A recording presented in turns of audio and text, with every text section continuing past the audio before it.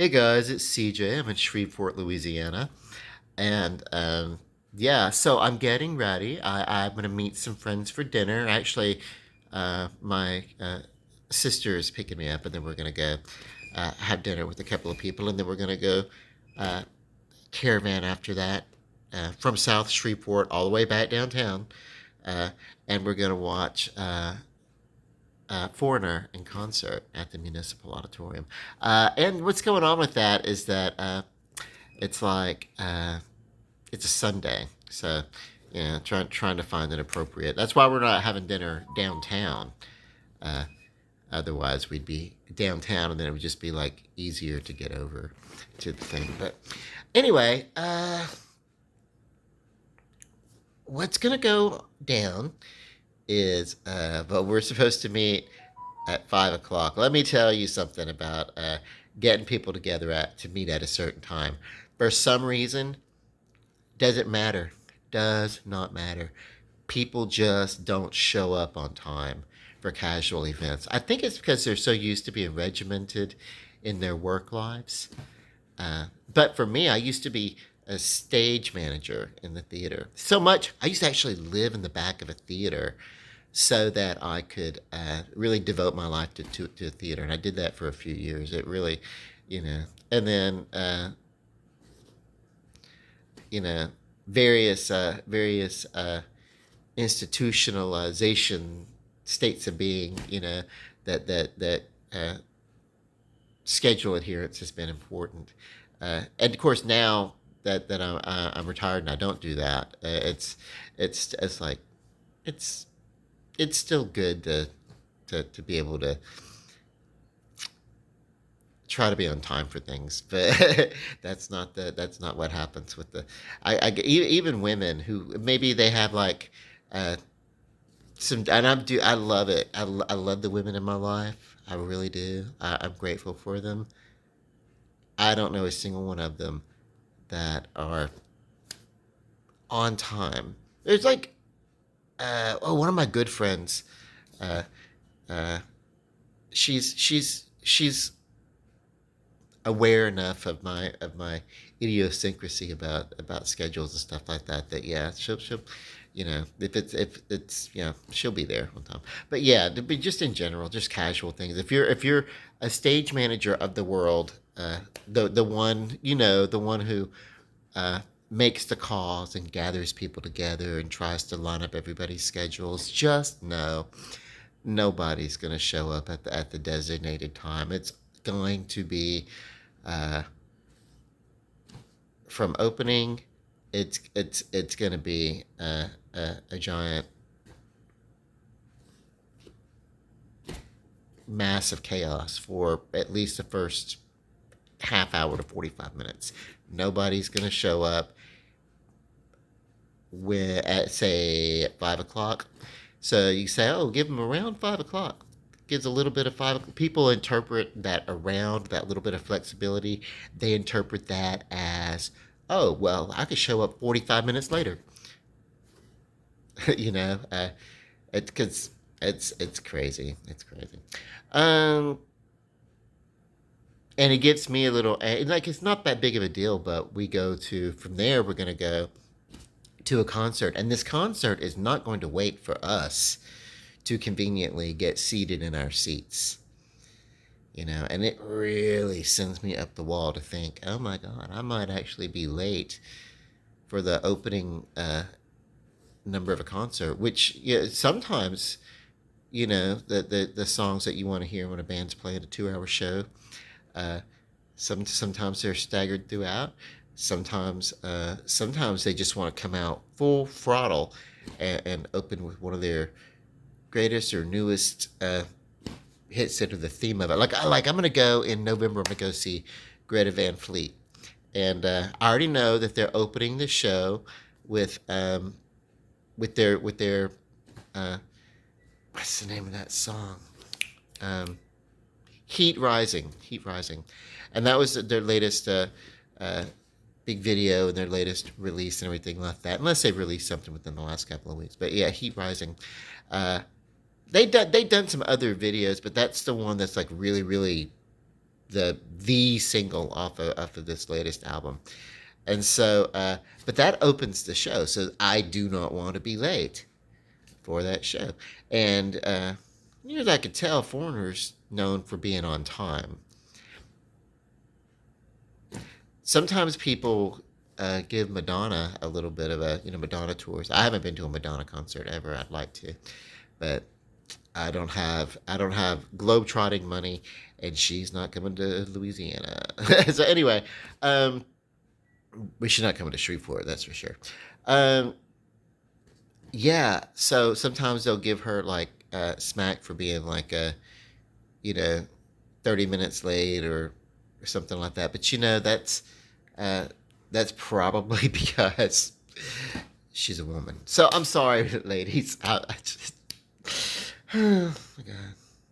Anyway, it's not just women though. I've got a guy friend, platonic of course, and I'll go to see a movie theater with. I'll go to see a movie, and I want to be like I want to get my concessions. I want to be in my seats, and I want to see. Oh, I feel like some of the announcements and everything like that are actually part of a presentation. Like it's not just I'm going to see the movie. I'm going to have like an evening at the theater, not just a movie, but I want to go see some of the pre-show, some of the behind the scenes stuff that comes before the trailers, and then I want to see the trailers, and that gets me excited about movies that I want to see coming up, and I want to, you know, and then I want to get like because it puts me into a mindset where it brings me into the world of the movie that I'm about to go into, because they're usually tonally appropriate for the movie, and so it helps me get into that mindset, and I'm gonna get into this movie. Uh, this dude cannot put his damn phone down. So I'll still go see shows with them though. If it's a show that I really, really, really am gonna like um, put my heart and soul into for the 2.5, 3 hours that I'm in the theater, I will see it without this dude. Or I will see it sitting two seats over,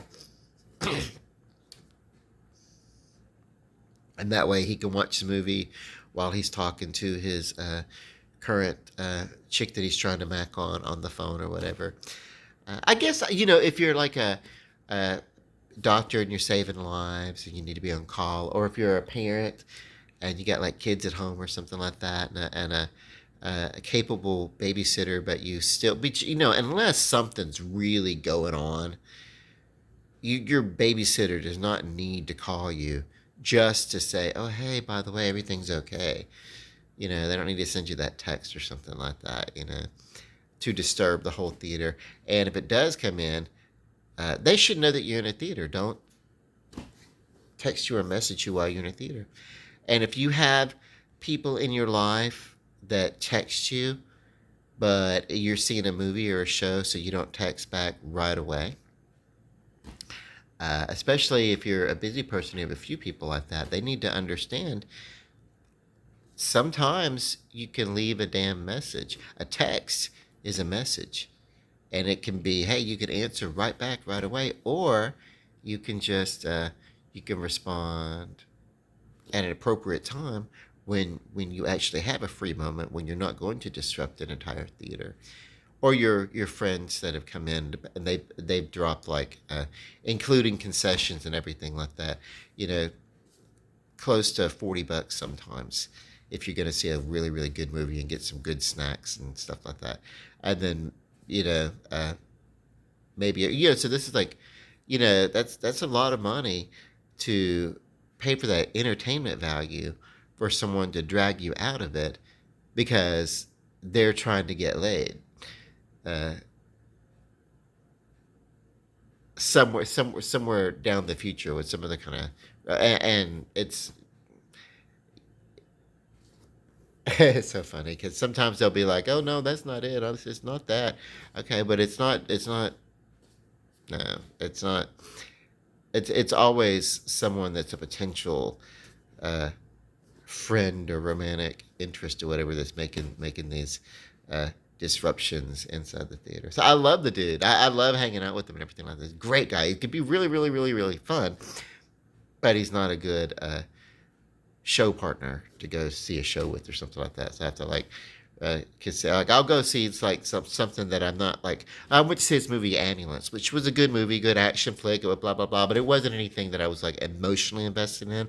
So that didn't disturb me too much when he kept like texting and all this kind of good stuff, you know.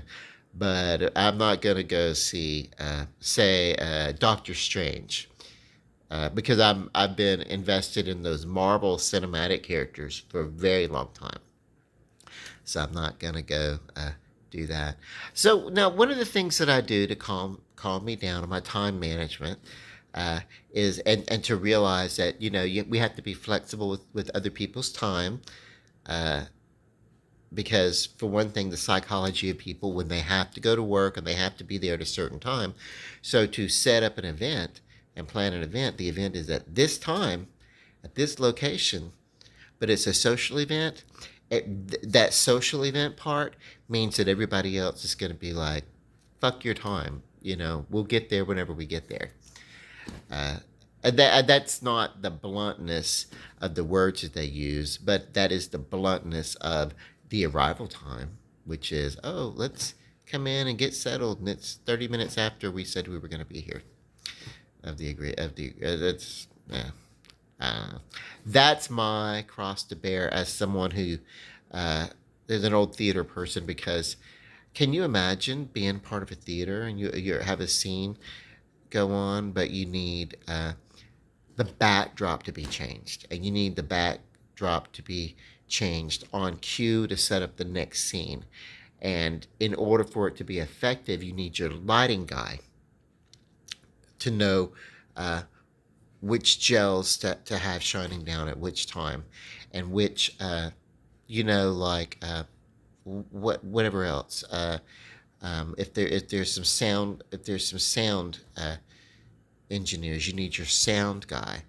You know, because unless you want to do like the Carol Burnett, Harvey Korman version of uh, Macbeth, in a theater, uh, you need everybody to know their cues, and you need everybody to know their marks, and you need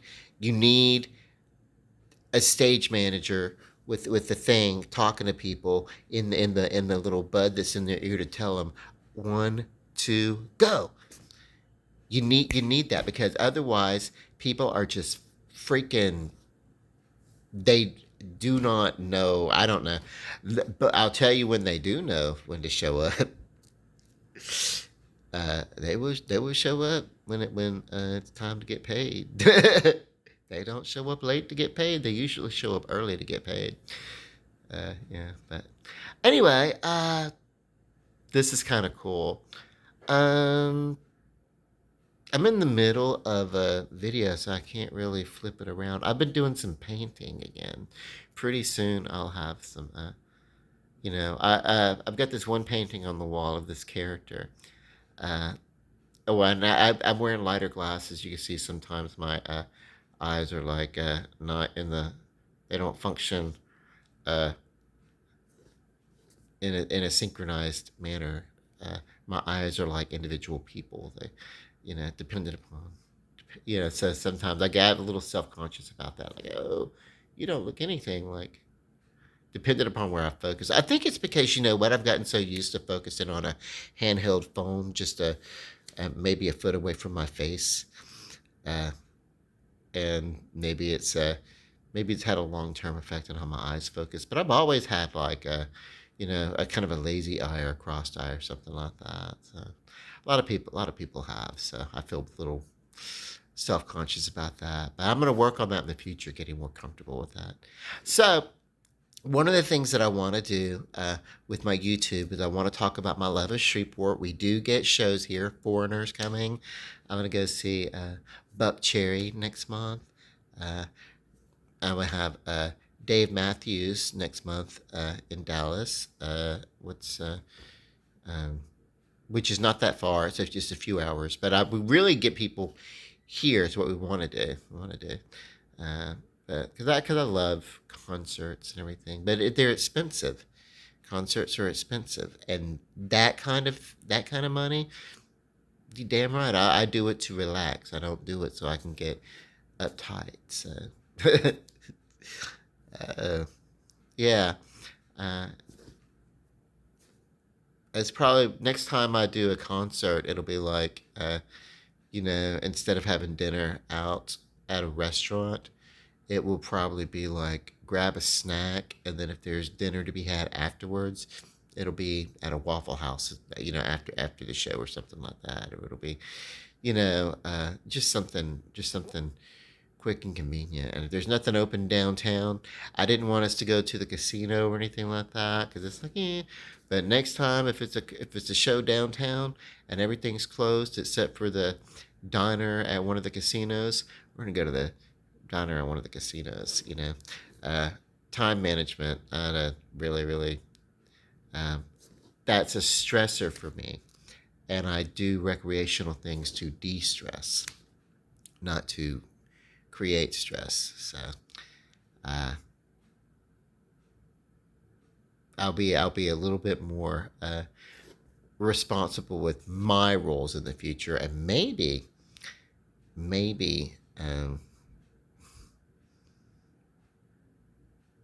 I don't know. Maybe I'll be able to chill out a little bit more.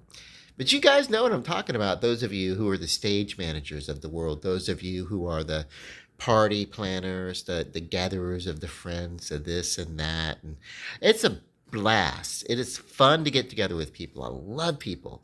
Uh, and they make me feel better and everything like that. I just want everybody to have a good time. And this isn't something, I don't have an apartment that's big enough to like host people, or I would be having people come to the apartment. Uh, but I love that, But it is work to be the communicator between the people, and to be like, okay, come in, because unless you've done something like that, unless you've done something like that, then and if you've done it frequently, uh, then it is a pain in the ass to get people to show up when they say they're gonna show up, because it's fun. They're not reporting to duty or anything like that, and then they do want to take the extra time to get dolled up, and maybe they want to try on this outfit or that outfit or something like that. I uh, have some things set aside that I wear for these kind of things, but I also like, this is a more casual, like it's a foreigner, a classic rock concert. I don't have to look special for that, but I have a this Greta Van Fleet. The theme is Dream in Gold. That's the name of the concert, and that's the little blah blah blah and everything like that. So I've already got an entire outfit plotted, planned, and picked, and I'm talking about from the hat to the scarf to the shoes to the slacks to the uh, everything. You know what I mean? Like, I've got the socks, ready for me to go. So I mean, so that's how I plan ahead, which is so funny because as thoroughly as I organize, I do not look like an organized person. And my organization to everybody else would look like a hodgepodge of random placements. But it's because I live in a small one-bedroom apartment, and it's my little suite away from the world. And so, like, everything is where it is for a reason, and for the convenience of the way that my mind works. uh, and so within accessible reach of it and everything like that. So what looks like a little uh, off, or what would look off to a lot of people, basically this just is it's I don't know. I think my apartment is like one great big giant uh, bedroom that has like an independent, you know, sitting section, and then you walk through a door and there's a bedroom, and then like a bathroom and a couple of closets or something like that, and a little kitchenette area or something like that. It's not a great large space. So it's like yeah, man. Uh, and it's cheap. That's why I like it. It's affordable and cheap. There are people who have my size of apartment in New York. Maybe the amenities are newer and everything, but they're paying like $2,000-3,000 a month to live in the space that I get to live in, and it's the difference is, hey, location, but yeah, um, I think what I did, I needed to talk myself into a calmness because I was getting a little bit anxious. Now what I'm gonna do is I'm gonna go run a really really hot steamy bath and soak in there, probably for about 30 minutes. And I'm gonna get out and get myself together and be ready for this show. And I'll probably be ready uh, for the evening's events, probably like an hour before my uh, time to take the stage, But that's just what I am. What's so funny is I also in that theater world uh, was a master of quick change.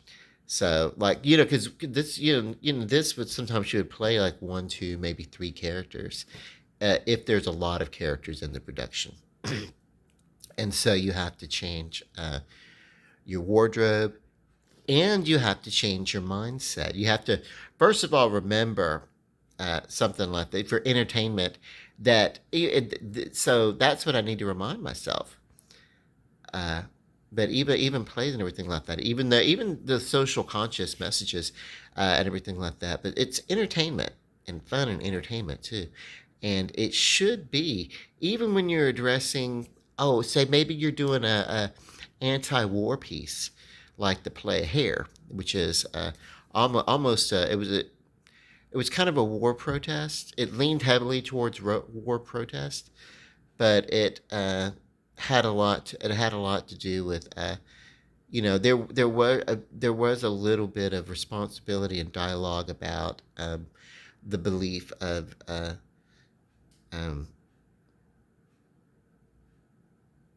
um, the guy who was I forget the character, not Berger, the other one. Anyway, uh, was his name Claude? He's saying the song. I believe in God, and I believe in God believes in Claude. That's me. So what's that his name? Anyway, but anyway, yeah, they kind of and the play talks about it a little more too. They give a chance to talk about the uh, his belief in his registering with the military and everything like that, and even starts out the movie version starts out with his he and his dad at the bus stop, and they're having this very dry conversation, which is what people in small towns and not a lot of excitement. So there's a lot of like low key conversation. And of course, being someone who was raised in the '80s on it with a television because my parents worked, so I was raised by a television set. So there's high drama, especially those nighttime soaps and stuff. Everybody, I'll throw a drink in your face and slap you, and then so I do tend to get a little my uh, high keyed up and everything like that. So really, this video is really more in an exercise in work in me. Uh, uh, Remembering that all these things, it's all about fun and it's all about um, yeah, it's everything's supposed to be fun. If you're on stage and doing a dramatic scene because you know uh, you know the wife of Faust has I don't know, just lost her baby or something like that, and so she's crying. "Ah, he's dead, and about the singing in the opera and everything. It's still pretend. It's still fun. It's still, you know, uh, entertainment. It's still escapism. And so the world is not required to show up on their mark just because, as all stage managers know, the show must go on. All right. Look, I closed it out. And then I guess if this would be like, yay, the outro, me talking it out. In my little fantasy world, all the world is a stage. Bye.